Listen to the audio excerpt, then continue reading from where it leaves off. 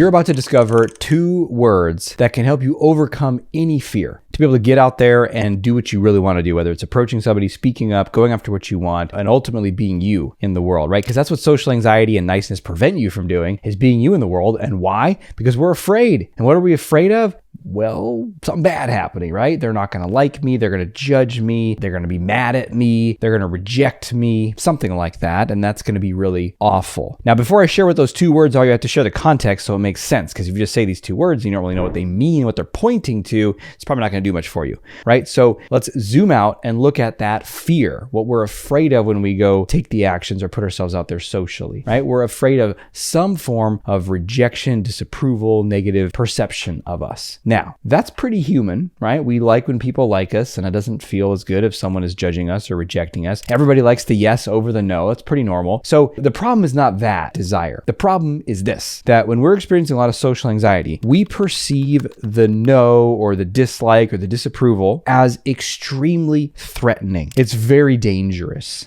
So if I go try to start a conversation with you and you're like, I don't want to talk to you, it's not, okay, I guess I'll go talk to someone else then, right? That's what I would do if it was not dangerous. It's almost like you're turning to me with a knife. Like, you're going to talk to me, I'm going to stab you. Whoa, oh my God, that's terrible, terrifying, and so dangerous. Probably, most likely, I don't know where you're trying to approach people and no one's pulling a knife on you. And if so, go practice your social confidence elsewhere. But it feels very threatening that if that were to occur, it would be extremely painful. And guess what? It often is, because until we've changed our approach to rejection and what I call your default rejection pattern, or your DERP, which is how you respond inside of your mind, what you make it mean, and what you feel when someone says essentially no, or not right now, or even I don't want to talk to you, or I don't even like you.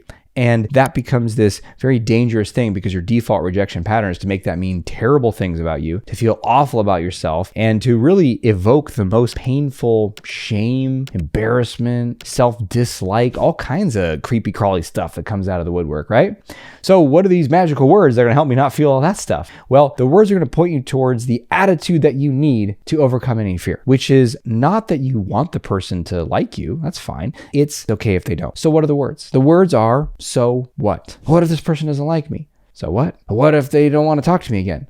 So what? And what that's communicating is a level of indifference. Just like someone were to say, what if it's 70 degrees out versus 80 degrees out? Well, so what? We'll just bring shorts versus a sweatshirt or whatever, right? Well, what if we go to the restaurant and they don't have my favorite salad? Well, so what? You just order something different, right? Do you see how so what is a natural response when something is non-threatening, right? And if someone were really stressed out about their salad, you'd be like, dude, calm down. It's no big deal. And so what you're telling your mind, you're telling yourself, so what, is that it's no big deal. And that is the key to getting yourself to overcome the fear so you can get more reps in, because social anxiety is often paired with a lack of repetitions or practice around social interactions. We avoid it because it's uncomfortable. So we need to get more practice to realize it's not threatening, but then we tell ourselves it's really threatening, so it's hard to get the practice. Do you see the cycle there? So we have to shift this by saying, well, so what? So what if they don't like me? And of course, if you hear that and you're like, no, it's awful, I'm going to die. Well, then you need to change your relationship with yourself, because it's not about that person. It's about you and you. And if you want to learn how to do that, I can teach you. I have a book called On My Own Side. You can start with that. And of course, you want to go further, check out my resources on my webpage, DRAZIZ, draziz.com. You can find a free mini course there. You can find out about my podcast there. You can find out about my year-long mastermind training program there. Anything you want to do to go deeper in your confidence, you can find more there. But don't just stop at, it is dangerous, I'm going to die. Then we're never going to take the actions, and we're never going to get into the pool. We're never going to learn to swim. So we got to stop pacing at the edge of the pool. We got to dive in, start practicing. And these 2 words